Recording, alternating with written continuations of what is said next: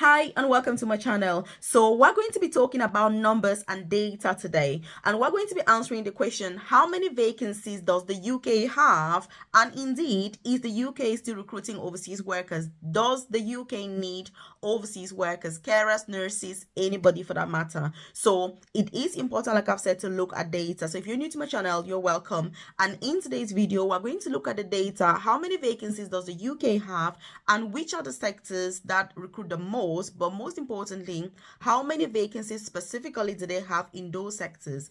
The reason why this information is important is because if I was looking for a job currently in the UK or anywhere for that matter, I'm somebody that I like data, I'll be looking at the number of vacancies, because the more vacancies there are in a particular sector, the higher the chances that you're going to succeed getting a job within that sector. And so it is not helpful when somebody's like, hey Melvis, this is my background, I've got experience in this, I've studied this, I've done that. The truth is that no one cares.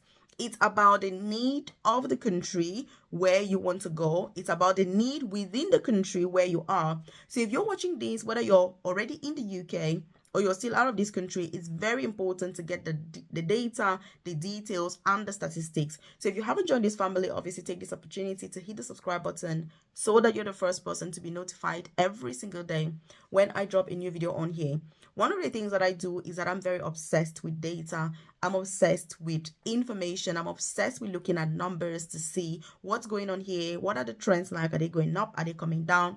And all of that. But before I get started, according to the Office for National Statistics, right now, the UK has almost 2 million vacancies when it comes to all the jobs. So the current vacancies that they have in all the different sectors, 2 million vacancies. And by the way, if you're not aware, I do have a free newsletter. I've dropped the link in the comment section below, where I send information about free visa sponsorship opportunities in the UK directly to your inbox, career progression opportunities in the UK. You want to progress to work for the NHS, get into healthcare, clinical, non-clinical jobs, get to the NHS, like I've said, get apprenticeships so that you can earn money and you're being paid without paying any tuition fees, so you can progress in your career. I'm passionate about career progression. So check the comment section below and join. It won't take you 20 seconds. You simply drop your name and email and you're part of it. You're also going to find my contact details on there. So there's my WhatsApp number as well as my email address, so that if you want that one-to-one, individualized, tailored, and personalized guidance, then you can get in contact with me directly to discuss about your case and your specific circumstances. Because it's all good and fine to talk about all this data on YouTube, put all this information, but look, if you don't know where to start as a person, if you don't know how to sieve out from that noise of information to choose what is specific for your circumstances, it can be very challenging. In fact, all the information can very easily lead to overwhelm. And I do empathize with everybody that relies on YouTube for information, because there's a lot going on all the time, a lot of noise, and I mean, you need to be able to sieve out that information and pick what is best for you. And so that is what this channel is about, really. That is what this is about. So again, like I said, check the comment section below and join that newsletter or contact me if you need tailored information about your specific circumstances. It doesn't matter whether you're already in the UK or you're still out of this country.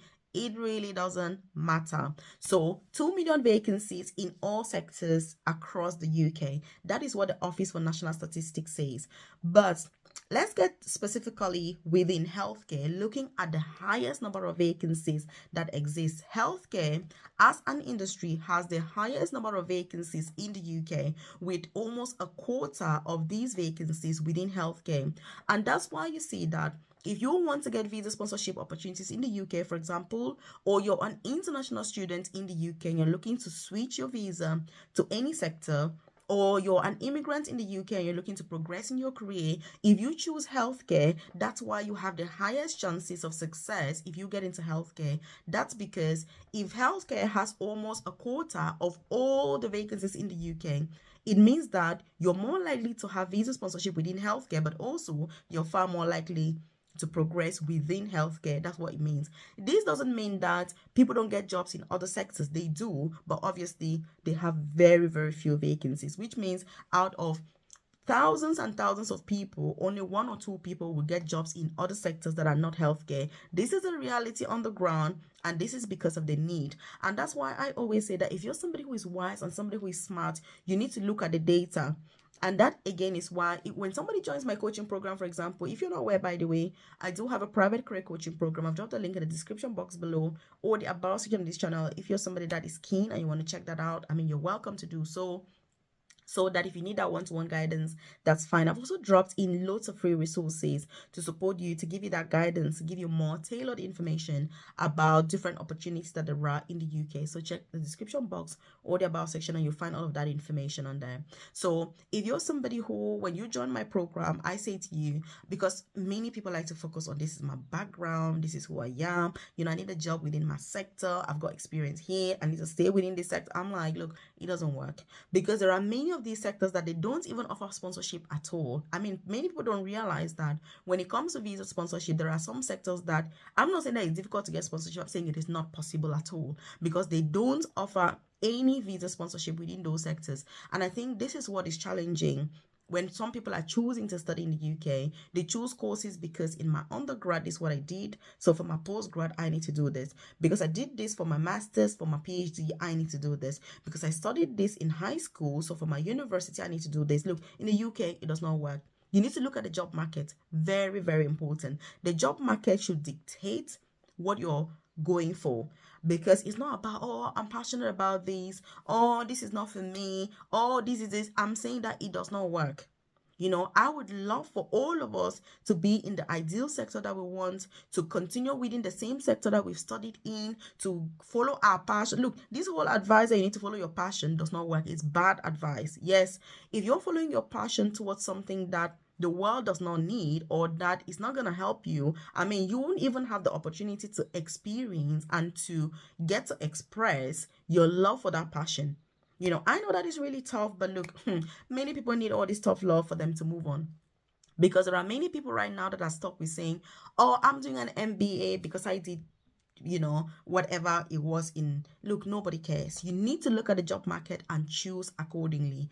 And by the way, what is your situation at the moment? What have you found? Are you thinking of studying, getting into, you know, work, looking at the UK job market? What are you considering? What is your experience? You don't need to only apply for things that you've got experience in. Many of these opportunities are entry level and anybody can get into. That's what I'm trying to say here. So if you're wise and you're smart, that's how you should be thinking. So again, do share this, by the way, with your friends, loved ones, colleagues, because there are people that are currently exploring opportunities. They are looking at what to do, and such information would be incredibly helpful for them to consider. Also, hit the like button, by the way, if you're enjoying this content and you like to see more content like this on this channel, so that I know that it's a lot of tough love, but I mean, many of us need that tough love, because on YouTube land, everything is rosy, everything looks simple, or get a high paying job, move to the UK in 2 days, switch your visa in 1 day. In real life, it does not work. That's a reality, because you need to gravitate towards the opportunities that are available.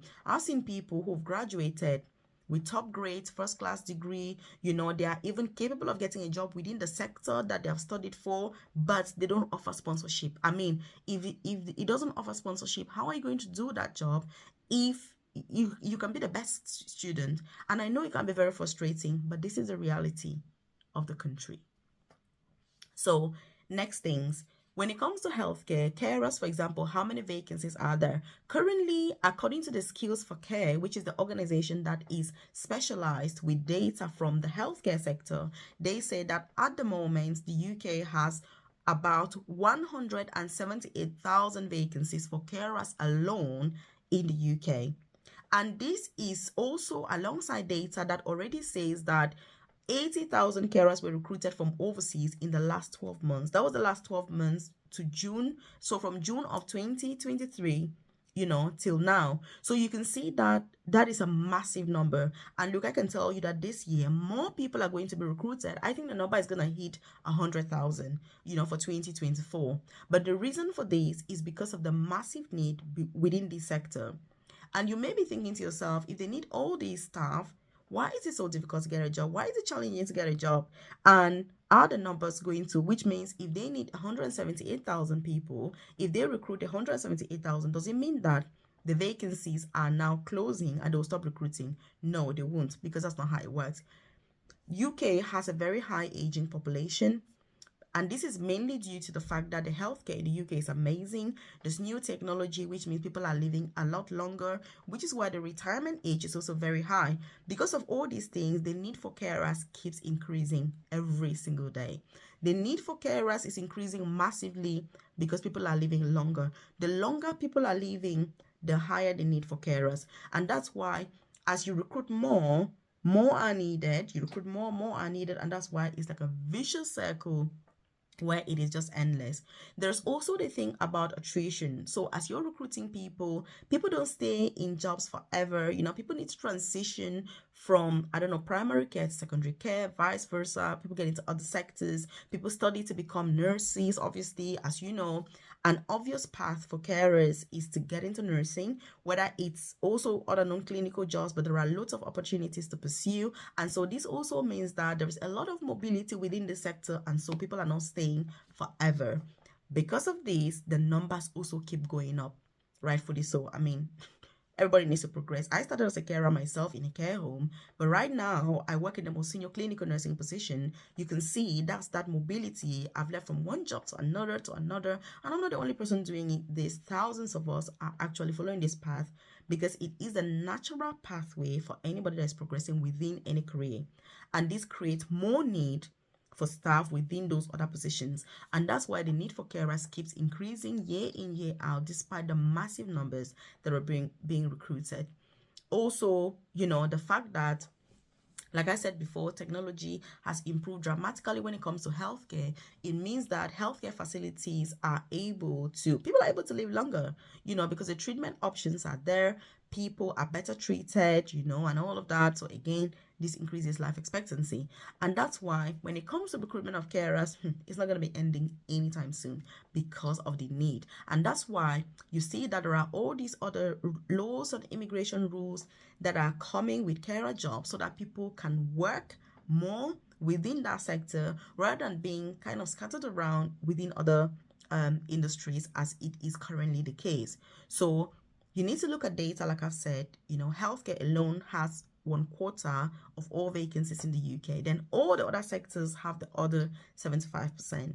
Looking at the NHS, for example, they currently have about 150,000 vacancies for the NHS alone. So again, this is massive. And when you look at the 150,000 vacancies, nurses make about 50,000 of those vacancies. So nurses, it is crazy. So nurses make about 35% of all vacancies within the NHS. And again, that's why the need for nurses is so high. And that's why literally every organization is desperate to have nurses to work with them. And that's why if you're a nurse, it's a lot easier to relocate and work in the UK, than other jobs once you've obviously met the requirements. And that is also why the Nursing and Midwifery Council in the UK has introduced so many new pathways to work as a nurse in the UK, even if you don't have IELTS or OET and you trained overseas. So it's really for you as a candidate to explore those opportunities. I've shared detailed videos on here about some of these opportunities, carer jobs, clinical, non-clinical healthcare jobs. How do you proceed? What do you need? And all of that. But like I said, if you need one-to-one tailored, individualized and personalized guidance for your specific circumstances, which is really what makes the massive difference, then check out my coaching program. You can find my contact details in the comment section below. There's my WhatsApp number as well as my email address. You can contact me directly so that I can support you. And like I always say, I don't like to sit here to pretend that this is an easy process. It is not easy, but it is worth the effort in the end. It is a very challenging journey. It requires a lot of patience, a lot of determination. It requires a lot of stamina. You're going to get unfortunate emails and you're going to feel like, oh my God, Melvis, is it worth it? But it is to keep going on. And again, during our live session on Thursday, we're going to get into more detail about these opportunities to explore and see which one's best to pursue. What are the chances of succeeding? Which organizations are recruiting? What do they need on the CV, the interview preparation, and just the entire shebang and what is needed to really pursue these opportunities, because ultimately that's what matters. Ultimately, yes, it's good to know about all these opportunities, but how do you get hold of one of these opportunities? Because at the end of the day, you only need one job for you to achieve your dreams. You don't need all these thousands of jobs. How do you become the one person that's going to get one of these vacancies in order to start your UK journey. So again, check this out. I've linked it up just to give you more information about other opportunities in the UK. I'll see you in this video.